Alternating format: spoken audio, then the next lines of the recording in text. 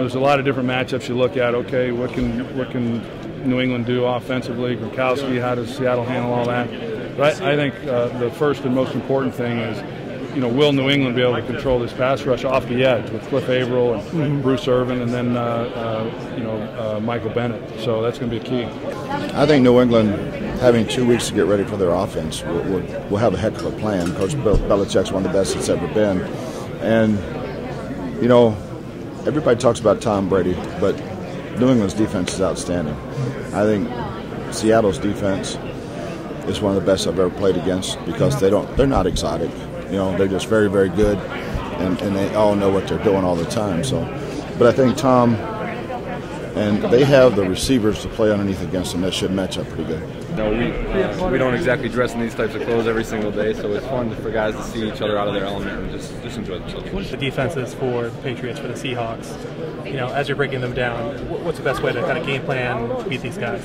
Yeah, they're subtle. I mean, they play really two coverages, man and zone, but they look the same. And the subtleness is understanding where their weak spots are in the zone, because as a quarterback, if you start in the wrong spot, you're gonna lose. You're gonna get exposed. You're not gonna be able to get through your reads as quickly. And to me, the way it has success is to just understand the subtleties in their defense, because it's subtle. And they're gonna play man or they're gonna play zone, but it's gonna look, like I said, the same. And your job is to basically start in the right spot, progress through it, and deliver the ball. And it'll be under duress sometimes, and it'll be tight windows. But if you know where to start, you can really, hurt them.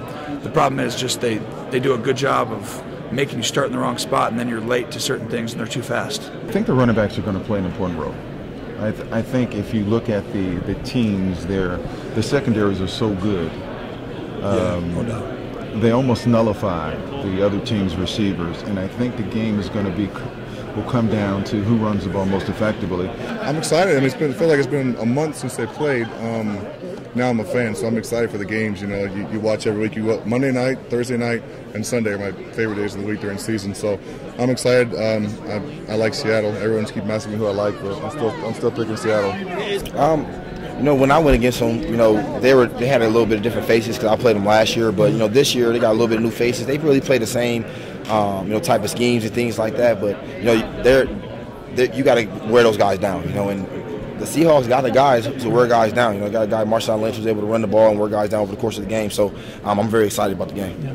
Well, you need a lot of help, first of all. But when you get the platform and the people around you and be able to do it, it's really about being a big-time player. Make the big plays when it matters most. And the big games, it's hard. You'd think that all games are the same. They're not. I mean, the championship games really do come and go so quickly, and it's your preparation really shows up in championship football. And so Super Bowl quarterbacks, in my mind, really have something to say about it. This defense, the Seattle Seahawks, who beat up Peyton Manning last year, can they actually take the two iconic quarterbacks in this generation and successive Super Bowls beat them up? I mean, that's the big storyline for me. And I can't imagine it, and I think Tom Brady's going to have to be razor sharp. And I think that he can take this defense, but he has to be razor sharp like he is many times. Well, usually the two teams matching up in this one are special, and these two teams certainly fit that bill, man. These cats can both go. It's exciting because the atmosphere also everywhere. The week of the Super Bowl, man, is sensational. You've got so many people here that are happy just to be here, to feel the electricity in the air. I mean, it's joyful. I want to see a good football game. I want to see one of those epic Super Bowls that's riveting, and it makes the commercials not want it to be seen. You want the game to come back on.